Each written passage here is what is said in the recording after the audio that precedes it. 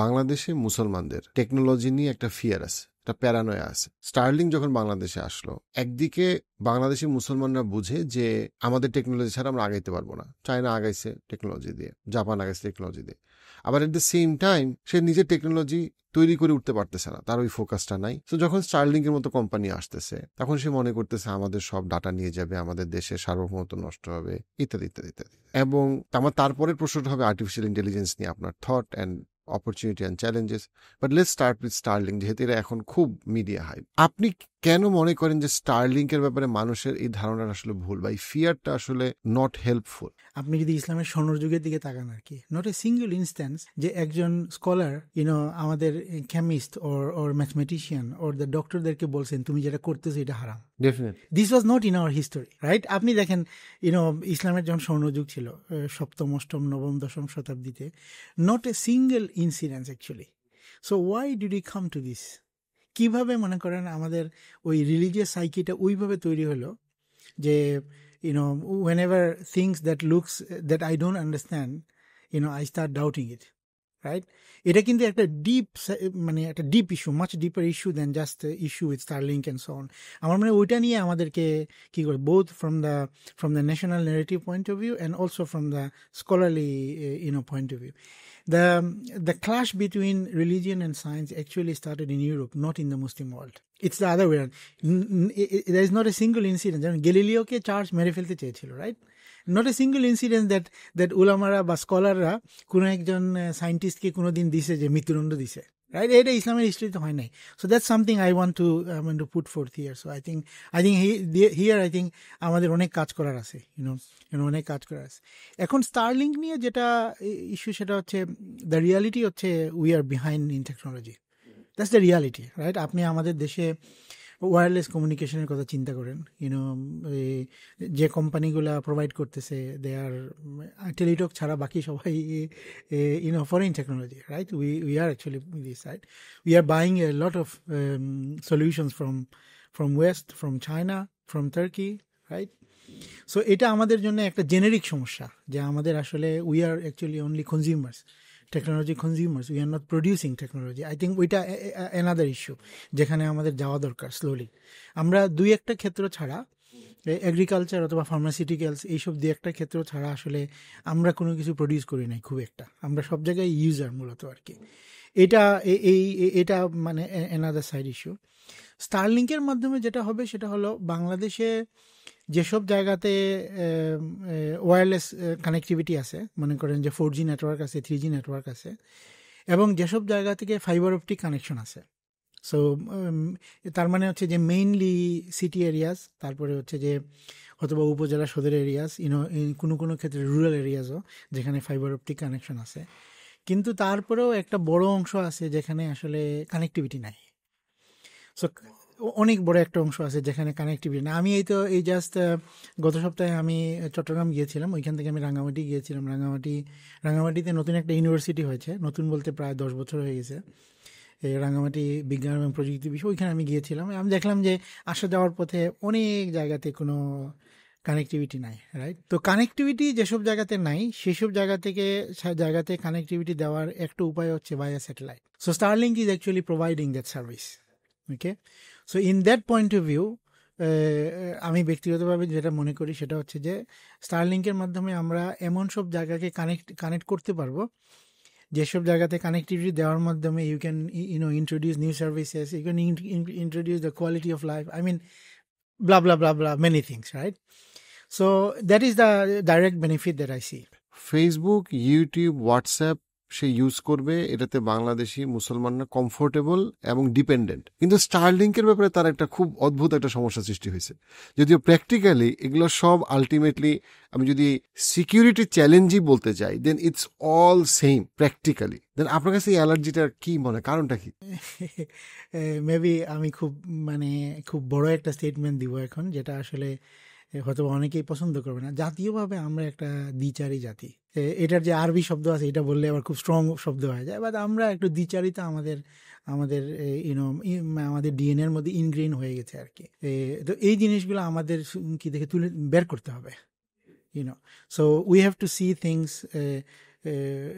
from a system point of view, from above actually. I have so many things. যেমন করোনার vaccine নিয়ে একই কথা উঠেছিল, একই ধরনের আলোচনা হয়েছিল, রাইট?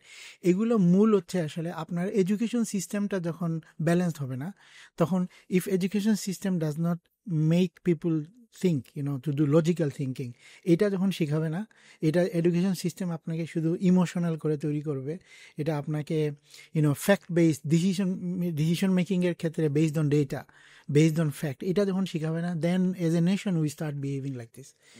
আর পলিটিক্যাল ইস্যু তো আছেই, I mean, everybody want to score a goal, right? While from technology point of view, আমি যদি এখন একবারে সলি টেকনোলজি পয়েন্ট অফ ভিউতে যাই, যে কেউ যখন স্টারলিংকের টার্মিনাল, মনে করেন আপনার বিল্ডিংয়ের উপরে আপনি স্টারলিংকের টার্মিনাল সেট করবেন, রাইট?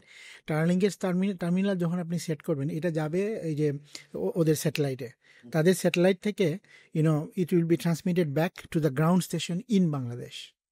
সো বাংলাদেশে ওরা এখন 4টা গ্রাউন্ড স্টেশন সেট করবে, 4টা জায়গাতে, যেমন ঢাকায়, গাজীপুরে, তারপরে হচ্ছে যে যশোরে, তারপরে রাজশাহী, আর হচ্ছে যে সিলেট। ওরা 4 কোণা করে এইভাবে ওরা প্রথমে 4টা গ্রাউন্ড স্টেশন ওরা সেট করবে। সো ডেটাটা এই গ্রাউন্ড স্টেশনে আসবে, এই গ্রাউন্ড স্টেশন থেকে এরপরে এটা সাবমেরিন কেবল দিয়ে অথবা এনি আদার ওয়ে এটা ইন্টারনেটে যাবে। So every data will come to Bangladesh, this is the regulation actually. So আমাদের ডেটা আসলে অন্য কোথাও যাচ্ছে না, that's for sure. I mean, এবং it's a common regulation. I mean, Kenya has same regulation, Malaysia has same regulation, Indonesia, Philippines, এটা খুব common. Singapore has the same regulation. এবং অবশ্যই আমাদের দেশের অ্যাপ্রক্সিমেটলি 6 কোটির বেশি মানুষ যারা কানেক্টিভিটির বাইরে, that is 1/3 of the population. তারা যখন কানেক্টিভিটির মধ্যে আসবে, দেন আর একটা বড় জেনুইন প্রোগ্রেসের জায়গা তৈরি হবে, যেটা আমাদের দরকার, যেটা আমাদের অ্যাবসলিউটলি দরকার। তো আমি এখন সেই স্টারলিংকের জায়গায় তো আমার অন্য যে অপশনগুলো যদি আমার জন্য ভায়াবল না হয়, দেন স্টারলিংকে যাওয়াটা ইজ নো ব্রেইনার। এই ধরেন পেপ্যাল, গুগল পে, আপনার যত রকম ডিজিটাল পেমেন্ট, দেশের বাইরে পেমেন্ট যাবে, দেশের বাইরে পেমেন্ট আসবে, এই জিনিসগুলা 2025 সালে এগুলো তো খুব নর্মাল বিষয়।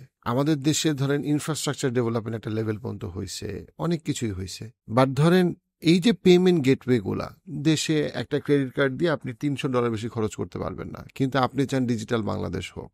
ডিজিটাল বাংলাদেশ থেকে হবে, কি হবে? এখানে একটা টাকা বিদেশে আসা যাওয়া নিয়ে আপনার মনে করেন যে গভর্নমেন্টের এত বড় একটা অ্যালার্জি, যেটা ইন্ডিয়াতেও নাই, পাকিস্তানেও নাই, সিঙ্গাপুর, মালয়েশিয়া তো প্রশ্নই আসে না। বাট এগুলা ছাড়া যে আপনি চাইতেছেন যে বাইরে থেকে ডলার আসুক, ডলার যাবে আসবে, তো ডলার যাওয়া আসার যে রাস্তাগুলা, যেটাই বলি, সেগুলো তো ওপেন না, এবং এটা ওপেন করা তো খুব কঠিনও না।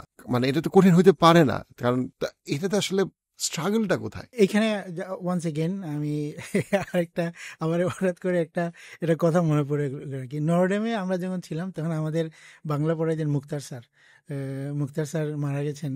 উনি খুব নাম করা টিচার, যে বিখ্যাত টিচার ছিলেন আর কি। স্যার একটা কথা বলতেন আর কি, আমরা পুরা বান্ডা তখন তো 16-17 বছর বয়স, আর সব সব যেটাকে বাংলায় কি বলে পুংটা পোলাপায় সব স্যারকে ডিস্টার্ব করতো। স্যারও আবার মজার রসায় গল্প করতো আর কি।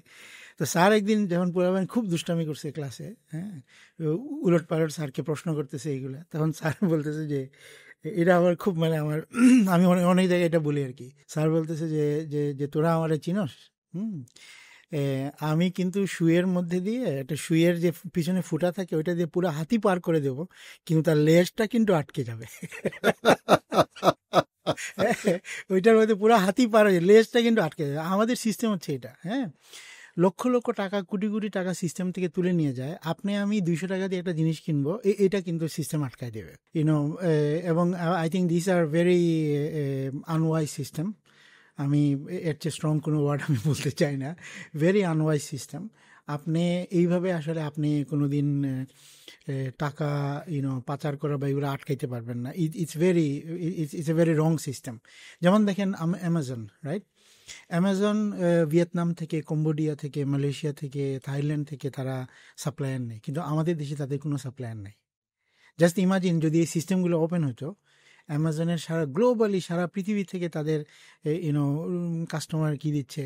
সো আমাদের দেশে কিন্তু অ্যামাজনের কোনো সাপ্লায়ার নাই। অথচ আপনি যদি সাপ্লাইয়ের ব্যবস্থা করতে পারতেন তাহলে দেশের মধ্যে বিভিন্ন জায়গায় ছোট ছোট অনেক উৎপাদনমুখী ব্যবসা শুরু হইতো, অনেক ইয়াং জেনারেশন এটা করতে পারতো। অথচ এইটাতে কিন্তু আমি জাস্ট একটা এক্সাম্পল আপনাকে দিলাম, এই ক্ষেত্রে Vietnam, Cambodia, Thailand, they are very big.